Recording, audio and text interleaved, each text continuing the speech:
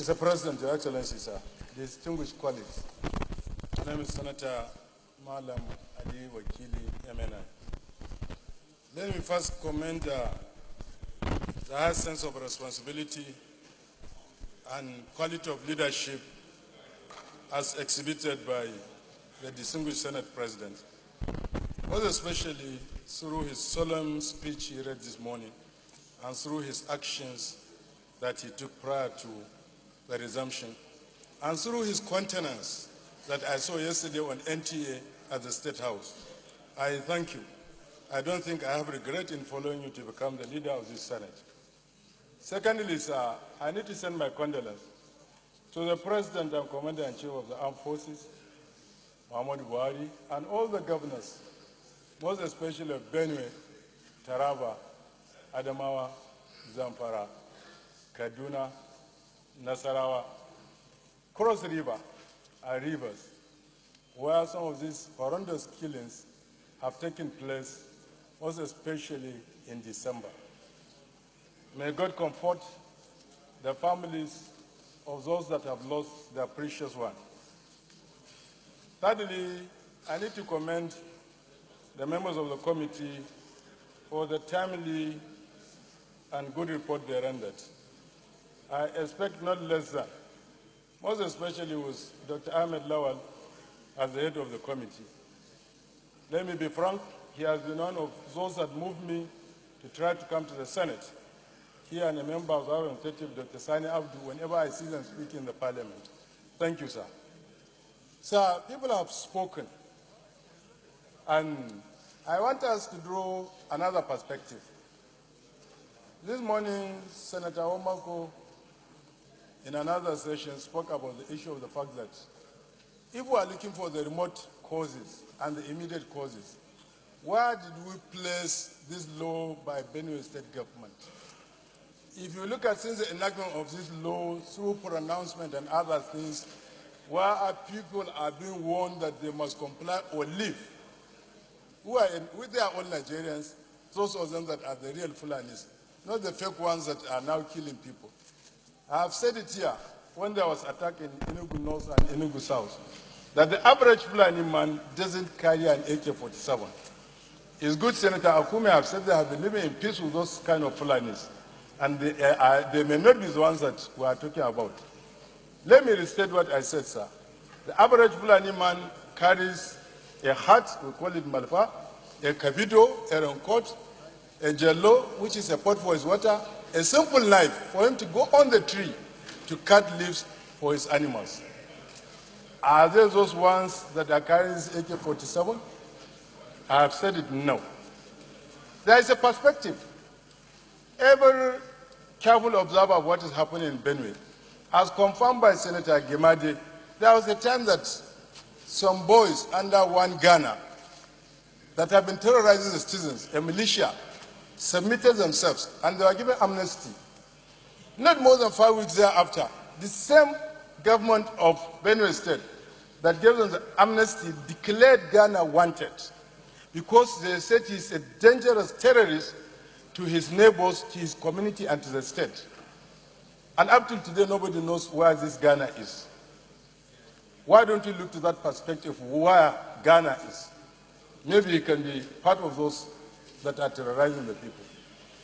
Thirdly, sir, we are all here when the security forces shot on the media a school in Benue State where it is alleged that there is a merchant navy school where people are trained in military tactics and other things. They were arrested. They were shown on the television. What happened to those people? Let us look into other perspectives. Let us not be thinking it is about the average Fulani man. Sir, Sam Anyanwu has talked passionately. If you are saying that let me live because I'm a cattle rearer, or let me buy land, what does the Nigerian Constitution say? Are you precluding my freedom of free movement? Section 41, 42, 43 of the Constitution is explicit.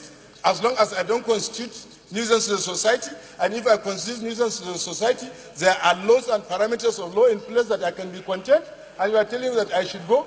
Do I now go to say that the person that is selling these dangerous drugs to my people should go out of Bauchi? When there are laws that can deal with him, he may not be from Bauchi. Or do I go and say those easy women of virtues that have been introduced to my society that are not from Bauchi should leave?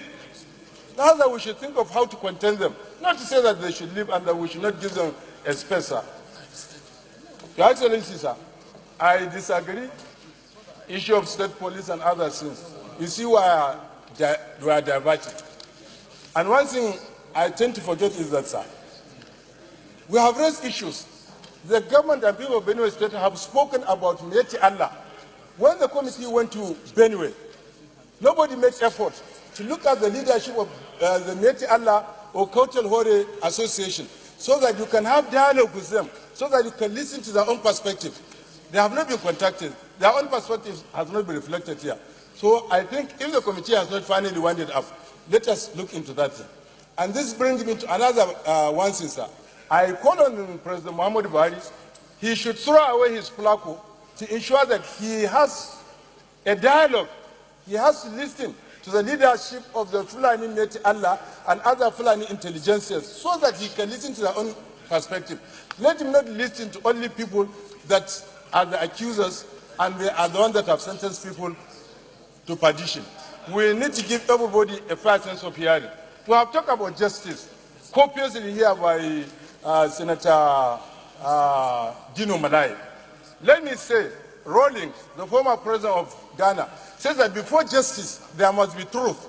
And we must be truthful to ourselves. Some of these issues that we are trying to play down, let us not, as we say, play politics into it. Let it not be sidelined using politics.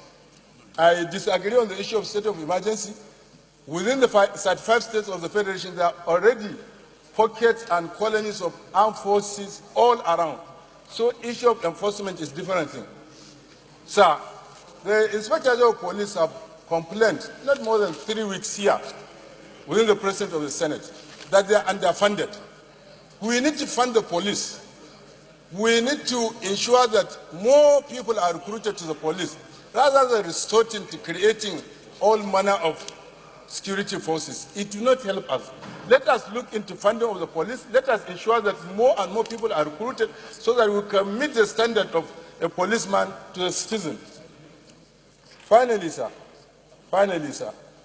I think we need to stop stigmatization and we need to consider this issue of colonies, because the whole issue that's about the Fulanima is about issue of grass and water.